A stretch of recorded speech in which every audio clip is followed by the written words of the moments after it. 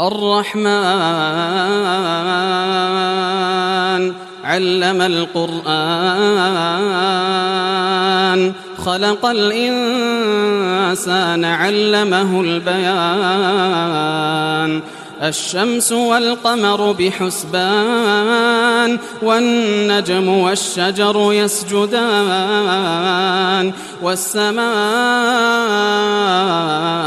رفعها ووضع الميزان ألا تطغوا في الميزان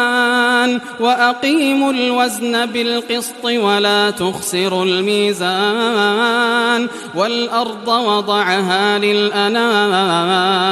فيها فاكهة والنخل ذات الأكمام والحب ذو العصف والريحان فبأي آلاء ربكما تكذبان خلق الإنسان من صلصال كالفخار وخلق الجان من مارج من نار فبأي آلاء ربكما تكذبان رب المشرقين ورب المغربين فبأي آلاء ربكما تكذبان مرج البحرين يلتقيان بينهما برزخ لا يبغيان فبأي آلاء ربكما تكذبان يخرج منهما اللؤلؤ والمرجان فبأي آلاء ربكما تكذبان وله الجوار المنشآت في البحر كالأعلام فبأي آلاء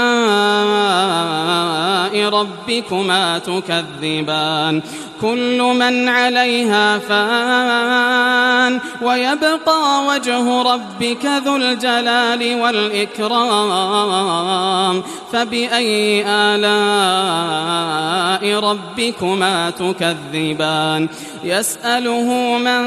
في السماوات والأرض كل يوم هو في شأن فبأي آلاء ربكما تكذبان سنفرغ لكم أيها الثقلان فبأي آلاء ربكما تكذبان يا معشر الجن والإنس إن استطعتم أن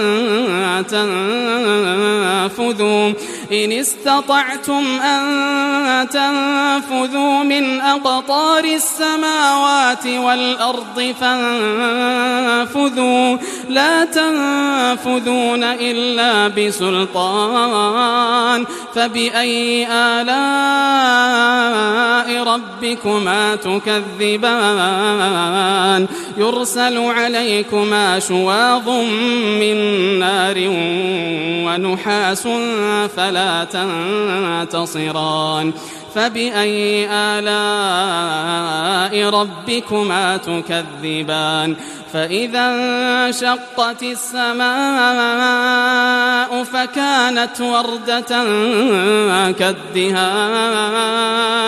فبأي آلاء ربكما تكذبان فيومئذ لا يسأل عن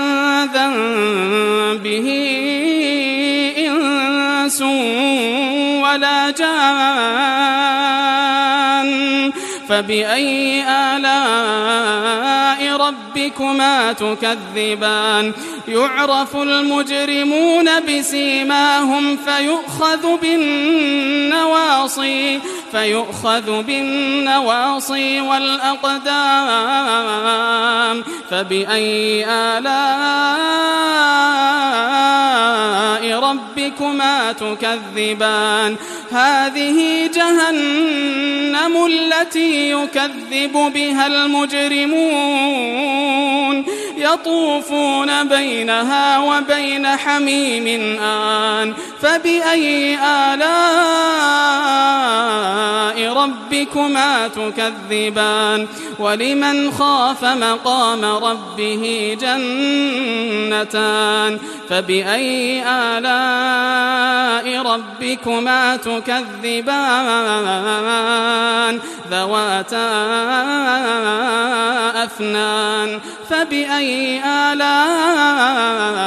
ربكما تكذبان فيهما عينان تجريان فبأي آلاء ربكما تكذبان فيهما من كل فاكهة زوجان فبأي آلاء ربكما تكذبان متكئين على فرش بطائنها من استبرق وجنى الجنتين دان فبأي آلاء ربكما تكذبان فيهن قاصرات الطرف لم يطمثهن إنس قبلهم ولا جان فبأي آلاء ربكما تكذبان كأنهن الياقوت والمرجان فبأي آلاء ربكما تكذبان هل جزاء الإحسان إلا الإحسان فبأي آلاء ربكما تكذبان ومن دونهما جنتان فبأي آلاء ربكما تكذبان مدهامتان